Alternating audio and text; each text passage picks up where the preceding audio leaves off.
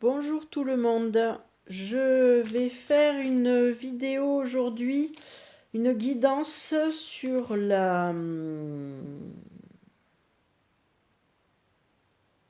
protection. Alors c'est marrant parce que en fait, d'un coup, je trouve plus mes mots. Je pense qu'il y a quelque chose qui est caché. En fait, on comprend pas forcément ce qu'on est en train de faire. Alors pardon, excusez-moi, je vais mettre un peu de lumière, c'est un peu sombre. Voilà. Et comme ça devrait être un petit peu mieux. Voilà. C'est ça. En fait, il y a une besoin de mise en lumière. Voilà. Et donc, on est protégé. Et pourquoi et dans quelle étagère? Voilà. C'est ce qu'en fait, on est en train de nous poser comme question. Donc là, j'utilise l'oracle de Dahlia, que j'aime bien. Il est simple, clair.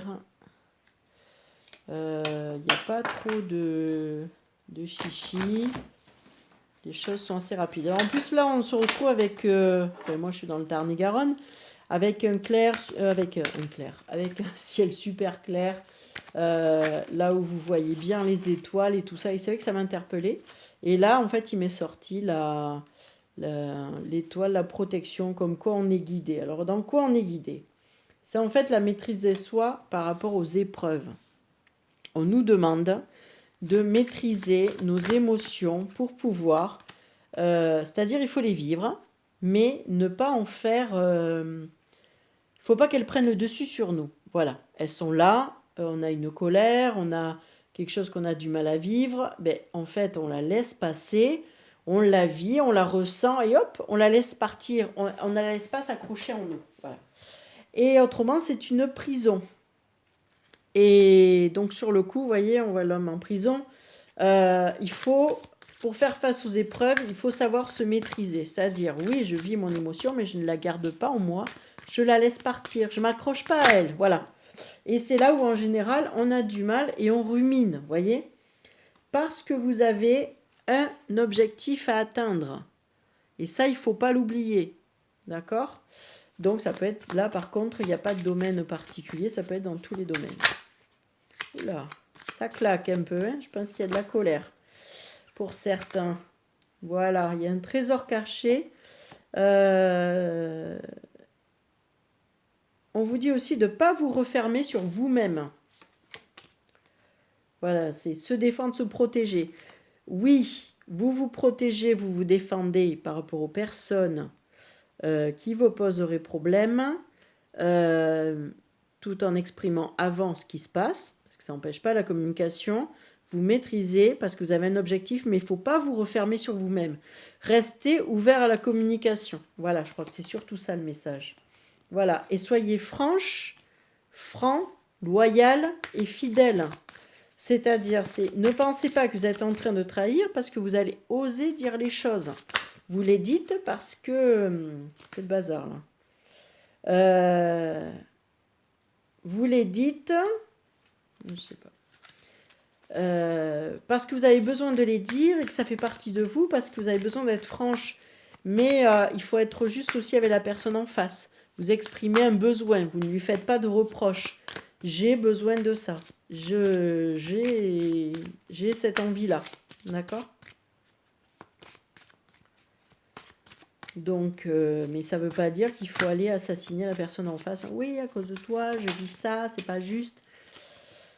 Non, on est deux dans la... Enfin, je veux dire, si on laisse l'autre avoir le pouvoir sur nous, ben évidemment, c'est eux, et en effet, la communication arrive derrière. Vous voyez, je parle de communication. Restez franc de ça, la communication arrive. Alors, ça peut être un peu houleux, hein.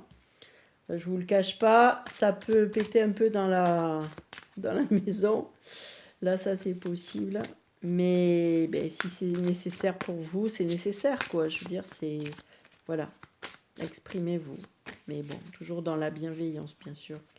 La communication, je vous conseille la communication non violente. C'est quelque chose qui s'apprend, qui n'est pas facile au départ parce que c'est pas naturel, mais finalement, après, une fois que vous l'utilisez assez souvent, ben, finalement, ça devient un mécanisme d'automatisme et Et franchement, vous avez de meilleures relations et ça ne vous empêche pas de dire les choses. Donc c'est de dire j'entends ce que je vis aujourd'hui avec toi me pose problème parce que j'ai tel besoin qui n'est pas respecté et j'ai besoin de respecter ce besoin. Voilà. Est-ce qu'on peut trouver un compromis, quelque chose? Est-ce que tu peux l'entendre? Si la personne dit non, c'est comme ça, c'est pas autrement, ben ok. Et moi c'est comme ça aussi, pas autrement. Parce que c'est trop important pour moi, vous voyez? Donc voilà, il faut. Donc il va y avoir des coups de tonnerre, des engueulades, peut-être, mais vous, si c'est ce que vous avez besoin, vous avez un objectif à atteindre, ben à ce moment-là, vous le respectez, c'est tout. Hein, voilà, c'est pas être égoïste, c'est à un moment donné, votre besoin n'est pas respecté, vous avez besoin de. Ce besoin fait partie de votre équilibre, et vous le suivez. Hein, voilà. Allez, a-t-on autre chose à nous dire? Alors là, je pense qu'on est arrivé au bout parce qu'il n'y a rien qui sort. Donc, on va aller voir en amour. Et après, je verrai s'il y a autre chose. Allez. Parce que ça me parle de relation amoureuse, mais ça peut être dans tous les domaines, ça. Dans tous les domaines. Mais là, il y a une relation protégée quand même. Youhou! Ah, ben on est dans la codépendance. La codépendance affecte votre vie amoureuse. Alors, on va savoir un petit peu plus. Est-ce qu'il y en a qui sont en relation parce qu'ils sont dépendants les uns des autres et qui ne peuvent pas s'en sortir? Et là, on vous dit que c'est bien votre âme sœur. Alors, en fait, ça serait la personne qui aurait des dépendances qui fait que ça affecte votre vie amoureuse. Et donc, ça affecterait votre âme sœur. Voilà, en résumé. Ça peut être quelqu'un qui travaille trop. Voilà, c'est quelqu'un qui porte un masque. Donc c'est ou vous ou la personne en face. Mais on vous dit que c'est certainement lui. Voilà. Il y a juste en fait. Enfin, il y a juste. Trop facile. En fait.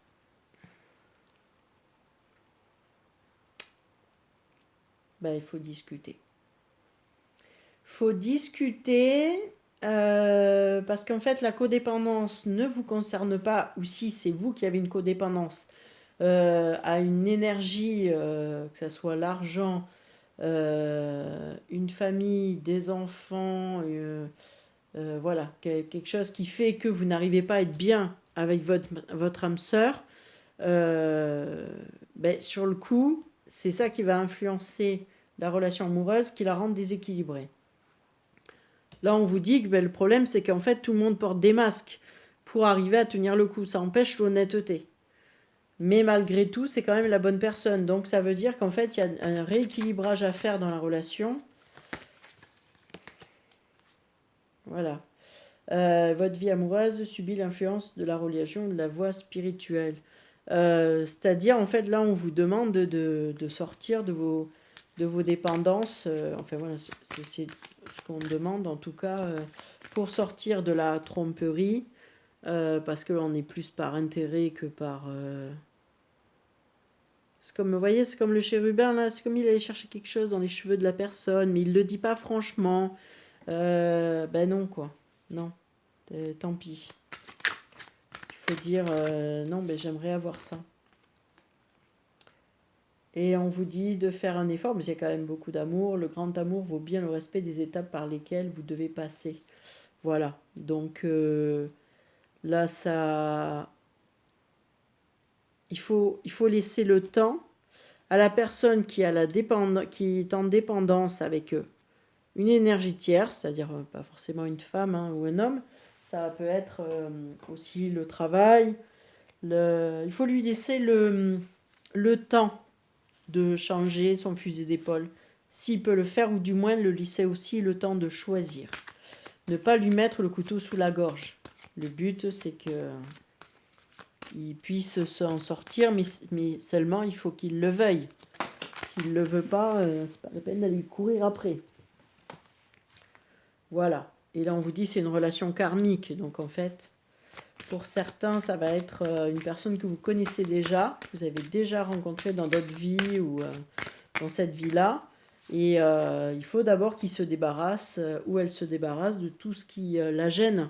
Mais il y a vraiment de la passion. Hein. C'est permettez à votre cœur et à votre âme de chanter votre joie. Mais pour ça, il faut que voilà, il puisse sortir de cette dépendance qui l'oblige à porter des masques et vous oblige à vous aussi, par la même occasion, d'en porter, puisque vous ne pouvez pas être naturel avec lui. Et là, on vous dit, c'est vraiment un nouvel amour, une autre dimension de fonctionner. Donc, bon, c'est cool, mais bon, ça demande du travail. Voilà, c'est pas une relation plan-plan où les choses arrivent, tout est merveilleux. Enfin bon, ça c'est pas la vraie vie de toute façon. Enfin, ou du moins. Et pour ça, on vous dit de vous aimer d'abord. Donc, respectez vos choix, laissez-lui faire les siens, laissez-lui le temps, par contre, la bienveillance, pour pouvoir arriver à ce nouvel amour. Et s'il refuse, eh bien, ça sera une autre personne qui viendra sur votre chemin. Mais pour moi, ça a l'air d'être quand même la même personne, voilà, parce que je pense qu'il y a beaucoup d'amour dans cette relation, beaucoup de désir, de passion, voilà, sentiments romantiques, on me dit. Voilà, les sentiments sont authentiques. Gardez l'esprit ouvert aussi à l'attraction. Donc non, c'est une belle relation, mais il y a des choses à régler. Voilà. Bon, très bien. Eh bien, écoutez, je vous souhaite une bonne soirée et bonne continuation. N'hésitez pas à vous abonner ou à me demander des tirages aussi si vous avez des envies particulières. Je vous remercie. Au revoir.